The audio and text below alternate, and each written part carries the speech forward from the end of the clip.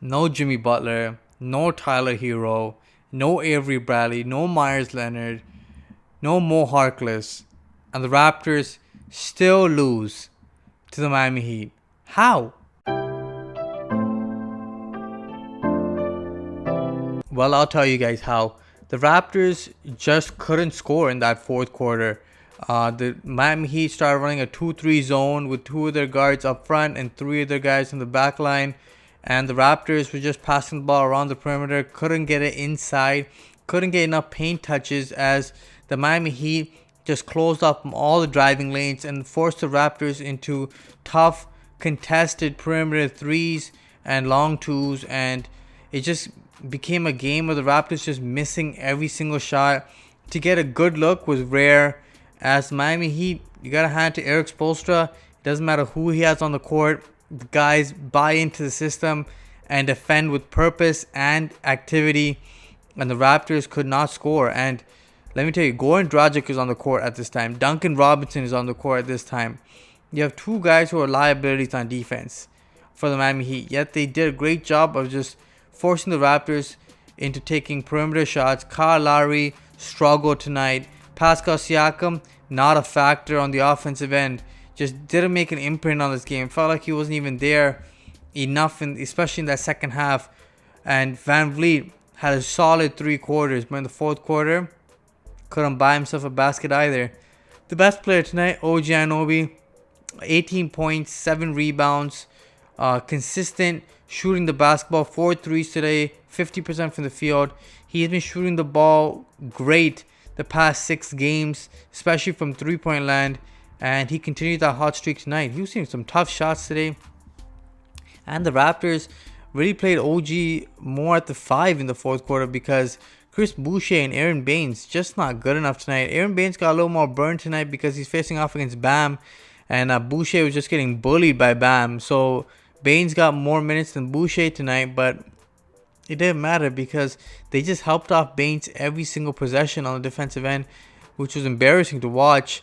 And they knew they can catch up to Baines, and if Baines puts the ball on the floor, there's no chance he's shooting a mid-range shot either. So that was pretty obvious, and they exploited that. And the Miami Heat, man, they just kept moving the basketball and ball movement, and Bam Adebayo, just great passing. He knew this cross court to the corner, to the shooter, right in the pocket. Gorgeous passes. Dragic, Iggy, Kendrick Nunn, all these guys beneficiaries of like Bam Adebayo's just extremely talented passing skills, and his agility and his ability to guard 1 through 5 really made it tough for the Raptors to play Boucher and Baines tonight. And this is one of those games where we really miss an Ibaka, a guy that can give it. You can give it to him in the post, inside, and he can really break up that zone just because he's huge and he likes to play huge. He can run down the court and just plant himself right in the paint. You just drop it off to him, and then he'll just go and score over these little guys. But we just didn't have a guy who can do that. Just Baines, I need Baines to just drop it into the post and get a tough big man basket. Or Siakam's got to post these small guys up and just make it so he's like a number 1 option. He can score on his own one-on-one. But the Raptors didn't get any of that tonight, and it was just too many threes and just not enough good looks, not enough passing. The Raptors offense becomes stagnant again, and I think teams know that if they run the zone against the Raptors offense, it's going to have some periods of great improvement, especially in the fourth quarter. Just an embarrassing loss against a team that had like missing 5 of their top 7-8 guys. Like Meyers Leonard plays minutes, so does Mo Harkless, but Jimmy Butler, their best player tonight, best player didn't play. And then Tyler Herro, their starting shooting guard, or the 6th man off the bench. And then Avery Bradley, who they brought in with free agency, he also starts and comes off the bench as well sometimes. But all 3 guys are typical starters that they play with, and just couldn't get anything going. And it was embarrassing to watch Chris Boucher guard Kelly Olynyk. Kelly Olynyk just gave him so many fakes, so many elusive, you start dribbling away from the rim and then just cut right back to the rim. And Chris Boucher, I don't know if he got just lost by or tricked by Kelly Olynyk's fakes, but every single time Kelly Olynyk would do that fake, he'll get to the rim, he'll get a dunk, he'll get a layup. Man, Kelly Olynyk owned the fellow Canadian Chris Boucher tonight, and Chris Boucher just not good enough, man. You gotta be better defensively. It was just shameless to watch, and you gotta get these boards. The boards were a huge problem for the Raptors. Got destroyed on the boards tonight. Kyle Lowry cannot be your lead rebounder with 10 rebounds. Siakam, Baines, OG has 7 boards, which you get from the wing positions. That's not bad, but he plays center, so he's got to get more boards. And Chris Boucher got to get on the glass.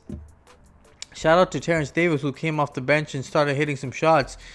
16 points off the bench for Terrence Davis, his best game of the season. But his defense is atrocious, and he reaches in way too much. Got to work on that. Got to be more, just smarter. You can't be causing these nonsense reach-in fouls. They're not going to get you anywhere. Norman Powell, inconsistent tonight. Man, just rough. If I told you Kyle Lowry scored the first 7 points of the Raptors game tonight, you'd be like, wow, that's great. But he only ended up with 8 points the rest of the game. So 1 point for like 90% of the game is just not good enough from Kyle Lowry. Expected much better from him. And 1 of 10 from the field from three-point land. Not even close to good. You're one of our best shooters, and you got to spread the floor.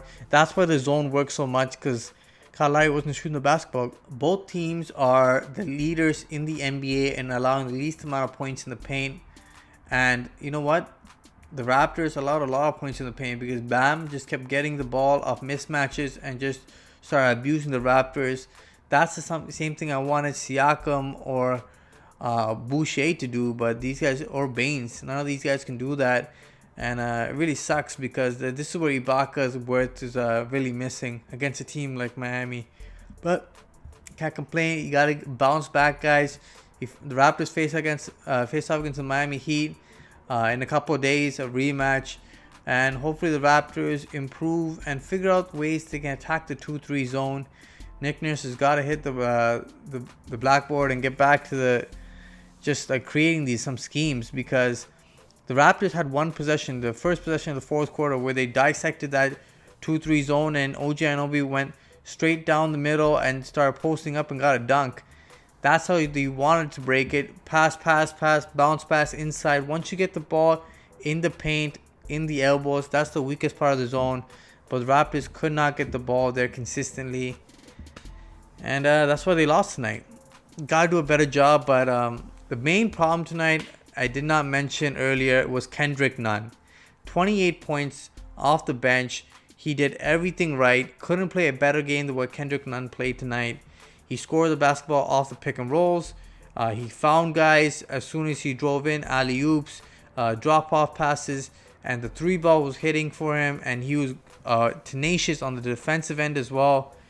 Really just got outplayed. He was the best player on the floor tonight, and he put up Jimmy Butler numbers. If I say that, you should know how good he was tonight, but it is what it is. Guys, let me know what you guys think of tonight's game. Until next time, guys, make sure you guys like, share, and subscribe to the Raptors Wrap Up. Peace.